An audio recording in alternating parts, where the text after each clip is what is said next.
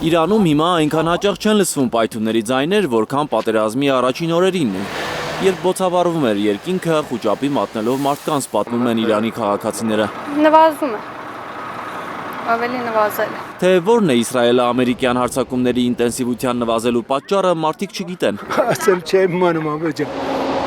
Ամենայն դեպս Թեհրանում տպավորություն չունեն, թե պատերազմը մոտենում է ավարտին։ Մեզանից հեռու ձայնակայքը գալի։ Պայթյունների ձայներից շատ ավելի հեռու տոնական արձակուրդն անցկացնելու համար են Հայաստան եկել այս մարդիկ։ Իրանական նոր տարին Նովրուզն է նշելու եկող շաբաթ։ Ճամփորդության համար ենք եկել, որտեղ մեր մոտ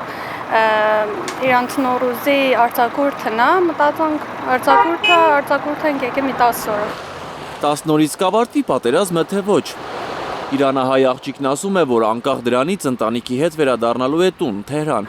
Այո, վերադառնա։ Հայաստան-Իրան սահմանի ագարակի անցակետում շատ են տուրիստները Թեհրանից ու Թավրիզից։ Բոլորն էլ վստահեցնում են, արձակուրդն ավարտվի, վերադառնալու են։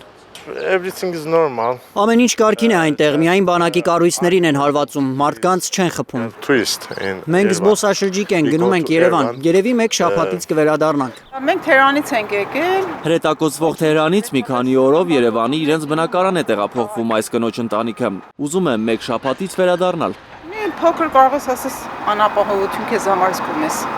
Մանավանդ որ ստիպված ես ավելի կողմ տանդ մեջ մնաս, դուրս չգնաս։ Թեհրանում ահասրտներում են այս օրերին տնից դուրս եկել, սնունդ տեղ գնելու։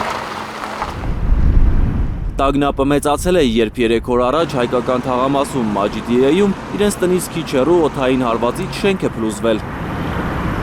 Մենք այդ թաղամասում ենք եղել եւ մոտիկ էր վերջապես իր ձայնը, արձագանքը լսում ես է։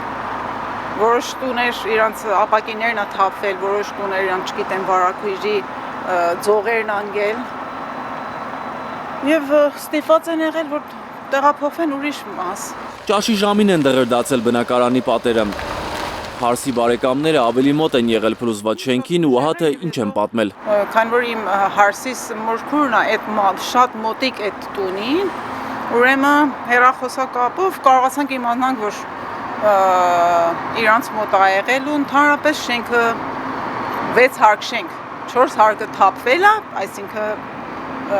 վերավոր վնասվել է, բայց վերևի 2 հատ հարկը նույնությամբ մնացել էր։ Իրանահայ կինը հաստատում է, հայկական թաղամասում զոհեր չեն եղել, վնասները միայն նյութական են, փառք է տալիս Աստծուն։